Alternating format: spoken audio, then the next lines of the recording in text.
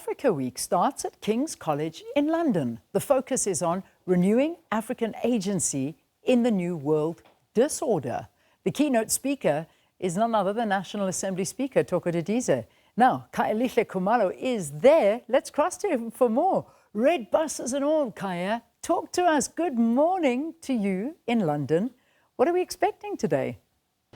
Well, certainly this is a conflict with far-reaching implications. In fact, from the United Kingdom here, we've had from 10 Downing Street indicating that obviously now the United States of America will be allowed to use some of the military bases that are owned by the United Kingdom. But obviously there is a great deal of anxiety, as you know, that so many countries are trying to rescue their citizens who are now stuck in Dubai, in Doha, and many other countries as well. But to really look at the very global implications of these conflicts, we're joined by Professor Christopher Isike, all the way from Pretoria, of course, from the African Center for the Study of the U.S. So, Prof. Isike, first and foremost, I mean, the impact of this conflict. Already we know that the Strait of Hormuz may be affected. We know it's a very key shipping route. But let's look at the impact of this conflict.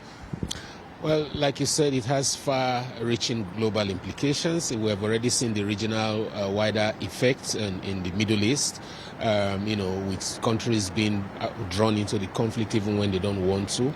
And then also we've seen it divide. This is going to divide the world. We've seen different countries, both on the west and east, affirming support or displeasure on either side of the belligerents in this particular conflict. So, but as the days and weeks go by, we hope to see a de-escalation. Otherwise, there will be repercussions beyond even the geopolitical. Like you talked about the Strait of Hormuz, that will have economic implications for many countries. The supply chain value that strait has. But also then we've already heard of the increase in the cost of the price of oil, right? So for countries, especially those in Africa, for example, that exports oil, there will be net immediate gains because of the high prices. But of course, eventually those will be, dwarfed by all kinds of, challenges that we always face with such things, right?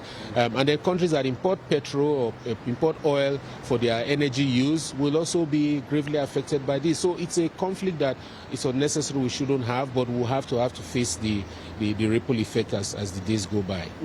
Prof, is there room for diplomacy? I mean, already we've seen how the world leaders have reacted, denouncing this conflict, saying that we don't want to see further escalation. I mean, already we saw awful scenes from Gaza. So any escalation, the regional impact in the Middle East, is there room for diplomacy at this point? Well, the Iranians have already indicated that they are not close to exploring, diplomatic options. So that means they are open. I think Mr. Trump, in his second remark to Americans yesterday, also indicated that that could be possible. But the point is, this is, like I said before, it's an unnecessary war that should not have been even started in the first place, because the information show that Iranians agreed mostly to a lot of the things that the Americans wanted. So except that maybe there's a different political agenda at play here, if it was really about the nuclear threats, this should have been resolved if the diplomatic path was sustained. However, if Iranians and Americans are saying that they are open to that, if the Israelis are also open to that, then there could be a pathway. We must always remember that what Israel sometimes wants may not always coincide with what America wants. All right, Professor Isike, thank you so much indeed for your time. So obviously quite a lot is happening here in the United Kingdom. During the course of the day as well, we're going to have an engagement with the King's College, as they will have Africa Week. So it's all about peace and security, but also most importantly about Africa's agency in a very quite unstable global environment.